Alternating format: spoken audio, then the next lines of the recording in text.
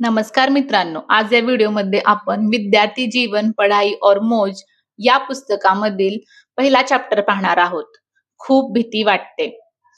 एक प्रश्न विचारला आहे, आपण काही करायला बसलो, अभ्यास करायला, योग करायला, ध्यान करायला किंवा अगदी एखादा प्रश्न विचारायलाही, तरी मन एकाच ठिकाणी राहत नाही.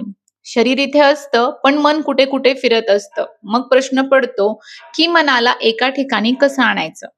यावर आचार्य प्रशांत उत्तर देतात. आपल्या आयुष्यात अनेक गोष्टी असतात. काही गोष्टी आपल्याला जास्त महत्त्वाच्या वाटतात, काही कमी. म्हणजेच आपण नकळत प्रत्येक गोष्टीची किंमत ठरवत असतो.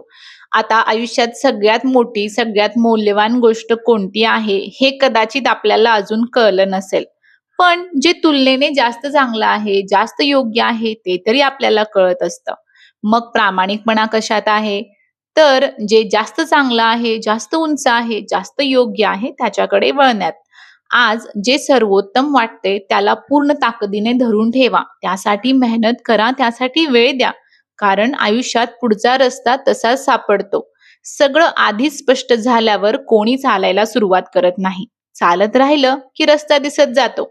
जगात कोणत्याही क्षेत्रात मोठे झालेले लोक बघा.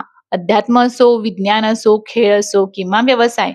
त्यांना एका दिवसात काही मिळालेलं नाही. ते शोधत राहिले, पडले, चुका केल्या, पुन्हा उठले, पुन्हा प्रयत्न केले आणि हळूहळू पुढे गेले. मेहनतीला पर्याय नसतो. आपल्याला अनेकदा वाटतं, की अचानक एखादा दिवस येईल आणि सगळं समजेल, अचानक ज्ञान मिळेल, अचानक आयुष्य बदलून जाईल. पण वास्तव तसं नसतं. प्रत्येक मोठ्या बदलामागे खूप काळ केलेली मेहनत असते. दुसरा प्रश्न, मृत्यूची भीती कशी कमी करायची? आचार्य प्रशांत सांगतात, मृत्यू येणार आहे हे आपल्याला सगळ्यांनाच माहित आहे. पण म्हणून दिवसभर त्याचाच विचार करत बसायचं का? मृत्यूबद्दल विचार करून काय नवीन कळणार आहे? एकच गोष्ट कळेल, की हे शरीर एक दिवस थांबणार आहे. बस आता हे कळलं ना, मग पुन्हा पुन्हा त्याचाच विचार करून वेळ का वाया घालवायचा? आयुष्य जगण्यासाठी मिळाले, मृत्यूची वाट बघण्यासाठी नाही. परीक्षेचं उदाहरण घ्या. तुम्हाला 2 तासांचा पेपर दिला आहे. आता त्या 2 तासात फक्त घड्याळाकडे बघत बसणार का?